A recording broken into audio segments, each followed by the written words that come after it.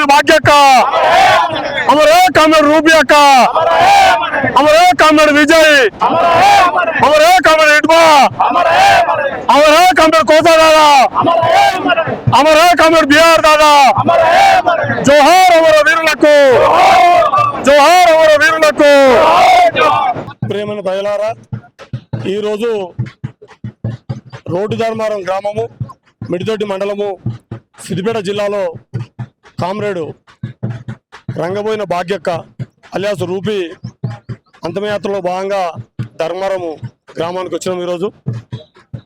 మిత్రులారా, రాజ్యం చెప్పినట్టు లేదా ఛత్తీస్గఢ్ డిఐజీ సుందర్రాజ్ చెప్పినట్టు కేంద్ర హోంమంత్రి అమిత్ షా చెప్పినట్టు మావోయిస్టులు లేని భారతాన్ని లేదా మావోయిస్టు ముక్తు భారతాన్ని వాళ్ళు చెప్తున్నటువంటి దానిలో భాగంగా ఇది ఆఖరి హత్య అని మాట్లాడుతున్నారు.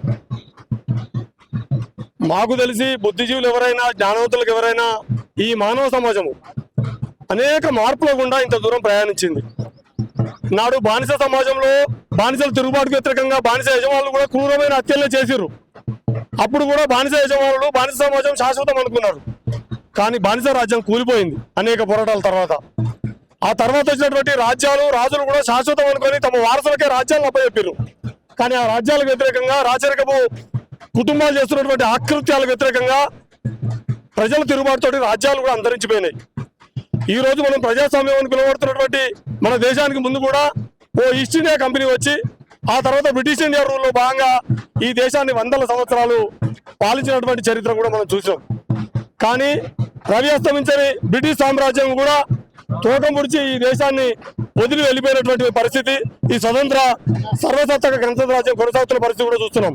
కానీ ఈ సర్వసత్తాక గణతంత్ర రాజ్యాన్ని కూడా కొద్దిమంది పెట్టుబడిదారుల కనుసన్నల్లో 1-2 కంపెనీలకు మాత్రమే సేవ చేసేటటువంటి ఈ దేశ పాలకులు, ఈ దేశంలో రాజకీయ పార్టీలు ఈరోజు అవి ప్రజల ఆకాంక్షలు తెచ్చే పార్టీలు కాకుండా 1-2 కార్పొరేట్ కంపెనీలకు ముఖాలుగా వాటి యొక్క ఆశయాల్ని లేదా వాటి లక్ష్యాలు, కార్పొరేట్ కంపెనీ లక్ష్యాలే దేశ లక్ష్యాలుగా, కార్పొరేట్ కంపెనీ యొక్క లాభాలే ఈ దేశ ప్రజలందరి లాభాలుగా, కార్పొరేట్ కంపెనీల యొక్క భద్రతనే ఈ దేశ భద్రతగా భ్రమింపజేసి ప్రశ్నించే ప్రజలందరినీ అంతమొందించాలని చూస్తున్నారు. ఏది ఆఖరు ఉండదు. సమాజంలో అంతరాలు ఉన్నంత కాలం, సమాజంలో ఆధిపత్య శక్తులు ఉన్నంత కాలం, సమాజంలో కొద్ది మందికి మాత్రమే లాభదాయకంగా అనేక మంది లక్షలాది మంది ప్రజలకు నష్టదాయకంగా ఉండే ఏ సమాజం కూడా శాశ్వతం కాదు. ఏ సమాజం కూడా శాశ్వతంగా కొనసాగదు.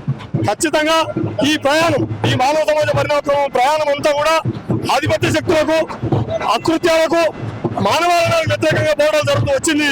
కాబట్టి రంగబోయిన భాగ్యక్క హత్య కూడా ఆఖరిది కాదు. పోరాటం అనడానికి ఆఖరి ఉండదు, రూపం మారుతుండొచ్చు.